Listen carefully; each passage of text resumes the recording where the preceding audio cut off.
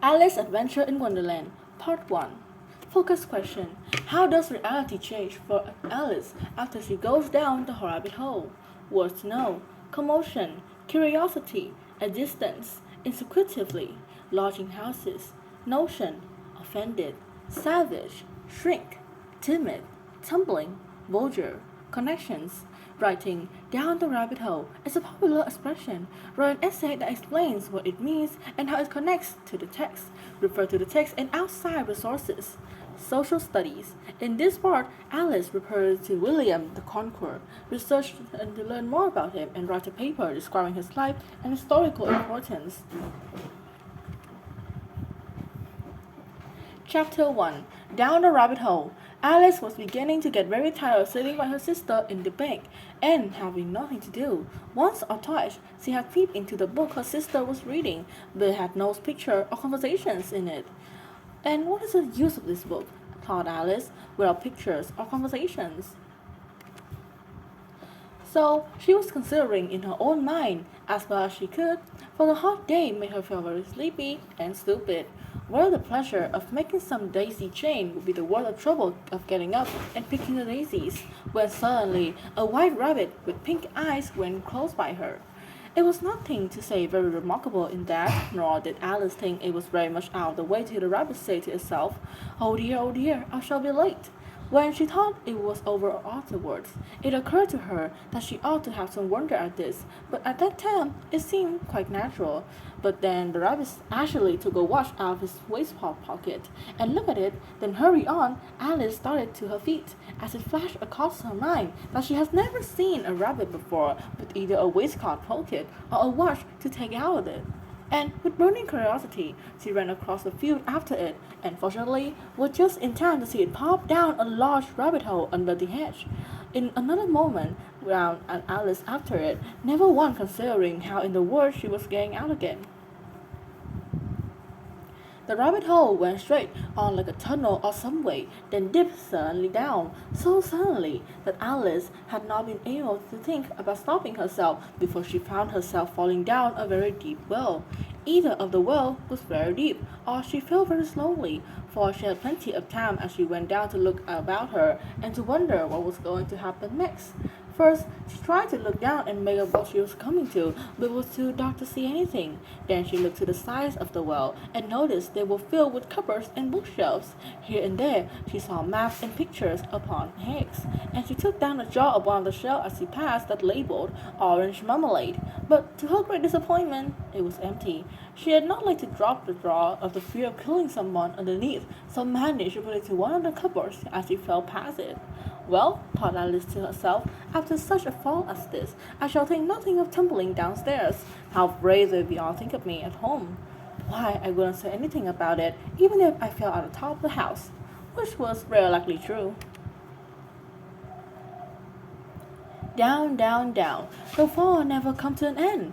I wonder how many miles I have fallen this time, she said loudly. I must be getting somewhere near the center of the earth. Let me see. That would be 4,000 miles down, I think. For, you see, Alice had learned several things of this sort in her lessons in the schoolroom, though it was not a very good opportunity to showing off her knowledge as there was no one listening to her.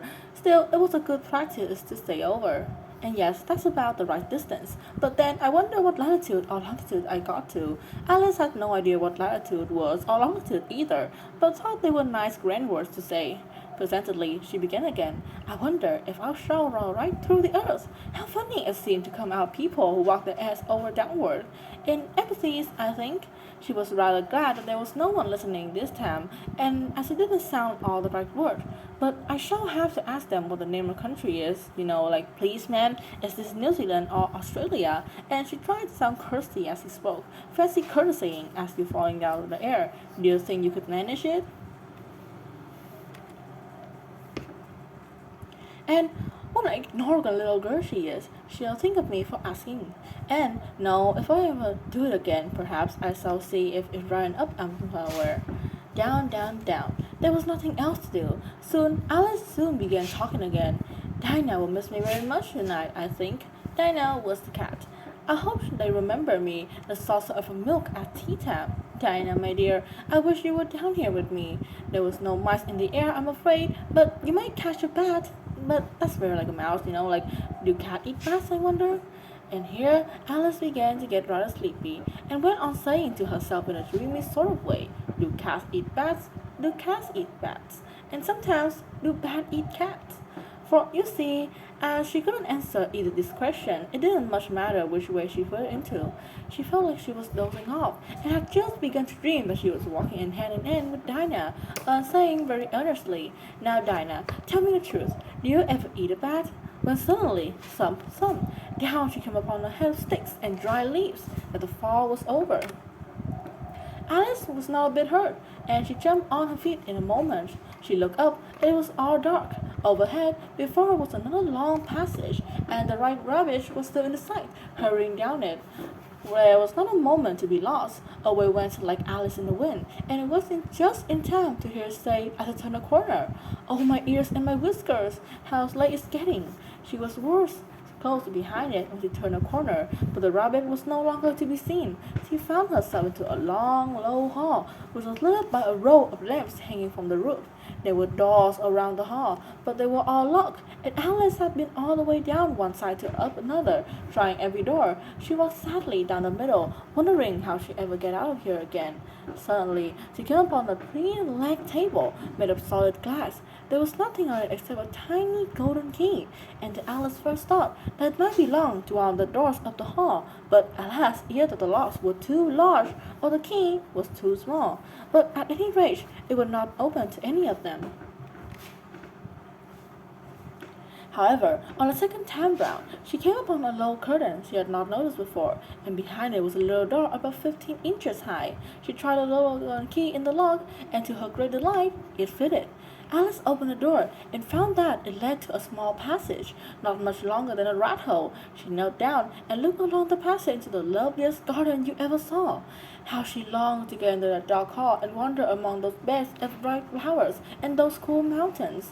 But she could not even get her head through the doorway. And even if my head would go through, thought poor Alice, it would be very little use without my shoulders. Oh, how I wish I could shut up this telescope. I think I could if only I knew how to begin. For, you see, so many out-of-the-way things that have happened lately that Alice had begun to think that very few things indeed are really impossible. There seemed to be no use in waiting by the little door, so she went back into the table, half hoping she might find another key on it, or at any rate a book of rules for shutting up people, like telescope. This time she found a little bottle under it, which certainly was not there before, said Alice, and the rounded neck of the bottle was a label, and the word "Drink me" beautifully printed in large letters. It was not very well to say "Drink me," but the wise little Alice was not going to do that in a hurry. No, I'll look at it first, she said, and see whether it's marked poison or not, for she had read several of the nice little history about children how it got burnt and eaten up by wild beasts and other unpleasant things, all because they would not remember simple rules their friends had taught them, such as the red hook poker will warn you if you hold it long enough, and if you cut your finger very deeply with a knife, it usually bleeds. And she had never forgotten that if you drink much from a bottle marked poison, it is almost certain to disagree with you, sooner or later.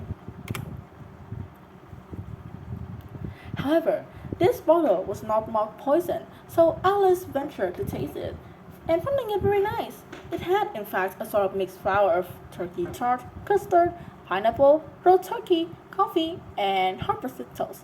She was very soon to finish it. What a curious feeling, said Alice. I must be showing up like a telescope. And so it was indeed. She was now only 10 inches high, and her face brightened up, and I thought now she was the right size of going through the little door into the lovely garden. First, however, she waited for a minute to see if she was going to shrink any further. She felt a little nervous about it, for it might end, said Alice to herself. It might going altogether like a candle. I wonder what I should be like then. And she tried to make it a fancy to flame a candle is like the candle is blown out, for she could not even remember seeing such things. After a while, finding that nothing more happened, she decided on going into the garden at once.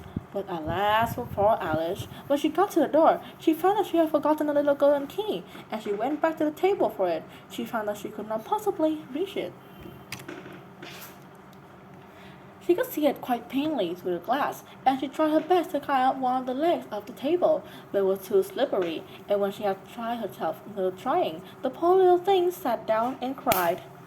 Come on, there's no use in crying like that, said Alice to herself rather sharply. I advise you to learn off this minute. She generally gave herself very good advice, though she's very seldom to follow it, and sometimes she scolded herself so severely to as big as tears into her eyes.